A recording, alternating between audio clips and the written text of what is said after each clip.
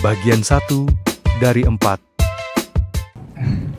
Ya baik, Ustadz Jilan ini adalah Ketua Persatuan Umat Islam DPD Purwakarta gitu ya. Anggota FMI juga. MUI, itu beda sama tidak kaget. Baik, Ustadz, hari ini kita akan ngobrol-ngobrol mengenai silaturahmi. Nah, waktu itu mungkin apa itu silaturahmi dan sebagainya, langsung saja kita serahkan kepada Ustadz Jilan. Ustadz, Pak kepada Mas Ustadz. Bismillahirrahmanirrahim. Assalamualaikum warahmatullahi wabarakatuh. A'udzu billahi minasy syaithanir rajim. Wa min dzurriyyatil jabbar al-izzatulillah wa rasulihi wa lil mu'minin. Innal hamdalillah nahmaduhu wa nasta'inuhu wa nastaghfiruh wa na'udzu billahi min syururi anfusina wa min sayyiati a'malina. May yahdihillahu fala mudilla lahu wa may yudlilhu fala hadiya lahu. Asyhadu an la ilaha illallah wahdahu la syarika lahu wa asyhadu anna Muhammadan 'abduhu wa rasuluhu la nabiyya ba'dahu. Allahumma shalli wa sallim ala abdika wa rasulika Muhammadin sallallahu alaihi wasallam wa ala alihi wa sahbihi ajma'in. Qala Allah ta'ala fi kitabil azim, a'udzu billahi minasyaitonir rajim. Bismillahirrahmanirrahim. Fa idza faragta fansab wa ila rabbika farghab wa qala an-nabiy sallallahu alaihi wasallam man ahya sunnati ka fasalu ummah falahu bi tashhid. Allah bayatuna wal ikhlas wa abduna wal islahu sabiluna wa mahabbatu syi'aruna. Segala puji hanya milik Allah Tuhan semesta alam. Pagi ini kita dipertemukan dalam keadaan sehat afiat. Mudah-mudahan sehat ini adalah modal untuk senantiasa taat pada Allah Subhanahu wa Ta'ala. Yang senantiasa kita harapkan ampunannya, kita berharap ridwannya, kita tidak mengamalkan kehusyuan ibadah kecuali pada Allah, kita tidak melakukan apa-apa kecuali lillahi ta'ala. Yang mudah-mudahan potensi kebaikan-kebaikan ini Allah senantiasa berikan pada kita sebagai modal ketakwaan. Amin ya rabbal alamin. Salawat serta salam tercurah pada Nabi Muhammad sallallahu alaihi wasallam, keluarga, sahabat, tabi'in, tabi'in wa tabi'ihim bi ihsan ila yaumil din. Pertemuan ini adalah pertemuan yang membuat saya tidak jadi reunian. Saya sedang ada reunian Road to 100 tahun Gontor di Anyer. Tapi dilihat di schedule ternyata ada satu jadwal pagi di sini. Tak kira biasanya kan kalau di sini ada PUI, Tatila, IPB ternyata yang sama-sama ada berbau pesantren-pesantrennya lah. Maka saya konfirmasi, saya tidak jadi datang padahal termasuk yang mempunyai rasa rindu, tapi ternyata Allah Subhanahu wa Ta'ala berikan kesempatan kita ketemu di sini. Yang kedua tentunya adalah berjumpa kita bisa jadi adalah bagi sebagian untuk sebagai pengobat rindu yang jarang ketemu. Saya termasuk yang jarang ketemu sama Kang Miftah, sekarang ketemu lagi. Kang Miftah itu bukan hanya jago tentang pertanian, saya masih nyimpen cosplaynya dia jadi robot di dalam dan ada angka 8-nya. Saya masih nyimpen fotonya. Yang jadi robot, yang kepalanya pakai helm, masih lihat kan? Di sini ketemu lagi, memang agak pangling. Ada yang setiap hari juga reunian, yang ternyata di IPB-nya berbanding cinta juga, yang menikah gitu ya. Saya nggak tahu siapa, tapi yang terasa biasanya ketawa. Gitu. Itu reunian setiap hari itu berarti ya kayaknya ya. Mengobati rasa rindunya sudah terjawab setiap hari. Dilihatnya wajahnya udah kayak gedung IPB aja setiap hari karena di situ ketemuannya. Maka silaturahim ini, perjumpaan ini adalah merupakan sebuah kenikmatan. Satu sama lain angkatan ditanya angkatan berapa. Nah saya sendiri angkatan apa? Angkatan jumuran saya mah. Tapi ternyata saya kesini bisa jadi atas nama adik saya Muhammad Fahru Rozi, yang saya nggak tahu angkatan berapa. Tapi sekarang saya tanya pada waktu itu kan misalnya dia, Ji, ente di luar mual IPB, di PEB. Ada ininya komunitasnya di mana? Di Purwakarta. Aduh gak bisa pulang karena dia sedang masuk. Dia sedang kerja di pabrik kertas uang kalau tidak salah di ini di Padalarang. Jadi tidak bisa datang. Ah udahlah saya atas nama dia aja. Kalau atas nama yang wajib datang ini adalah harus pakai alma mater. Karena kalau ke sana ke IPB itu dulu saya cuma numpang sholat. Kalau enggak saya mau pulang kampung ke kampung kedua ibu saya atau bapak saya. Dulu pernah menjadi kepala sekolah di daerah Lewiliang. Terus di Lewiliang apa jauh saya. Orang Bogor malah paham bisa. Lewiliang dulu kepala sekolah di sana bapak saya. Ini jalan terekspos memang. Ya pasti ke situ. Memang ini telinga sudah disuguhkan dengan IPB dulu. Ada yang menyebut dengan apa tadi? Institut Pesantren Bogor. Sebagian mengatakan ya, Perbankan Bogor, Petani Bogor, Peternak Bogor, Penghuni Iswes Bogor. Apa sampai disebutkan dengan Institut Petani Berdasi dulu pernah ada kesempatan di akronim yang baik semua tentang IPB ini. Mengapa kita menjadi bagian daripada sejarah ini?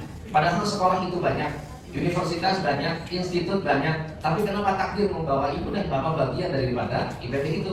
Pertama, ini adalah merupakan bagian daripada perjalanan tentang bahwa Allah Subhanahu wa Ta'ala yang Maha mempunyai qada dan qadar. Ditentukanlah ini jadi bagian daripada perjalanan hidup kita, maka ini harus kita syukuri.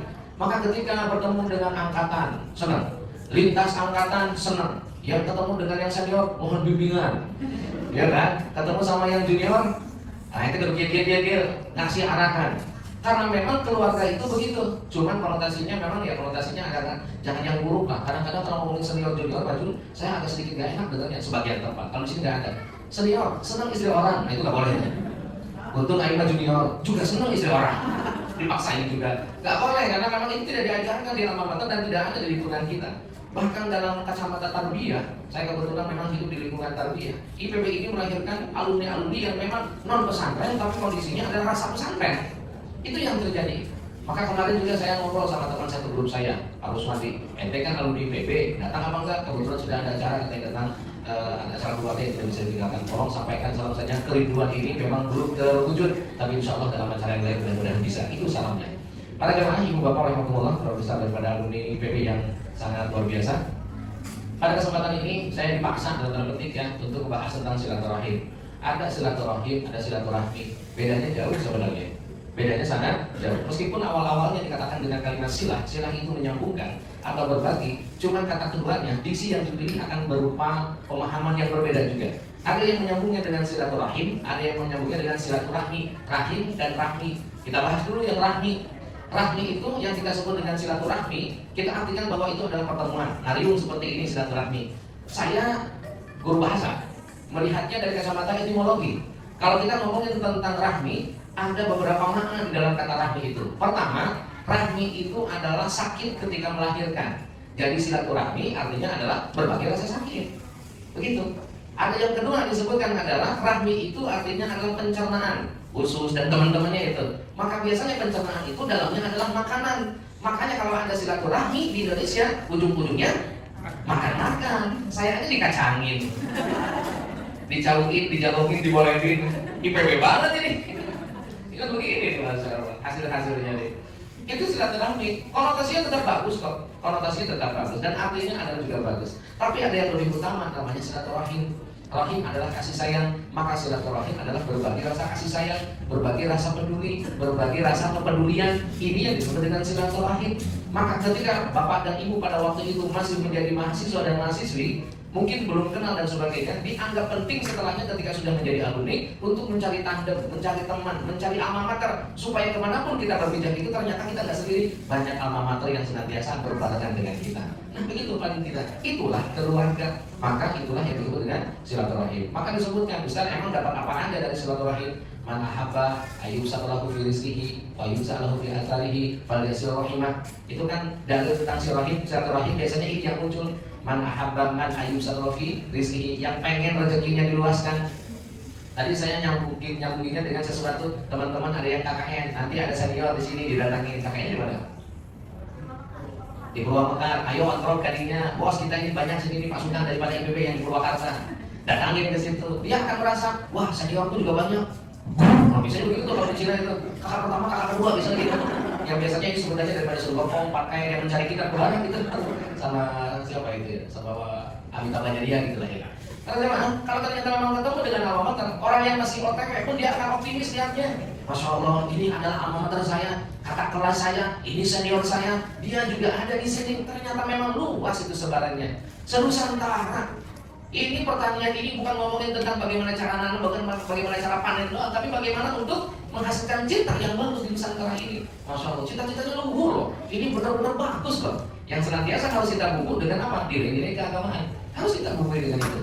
Tuh, yang pertama tentunya adalah menghasilkan vibes-nya itu adalah vibes positif.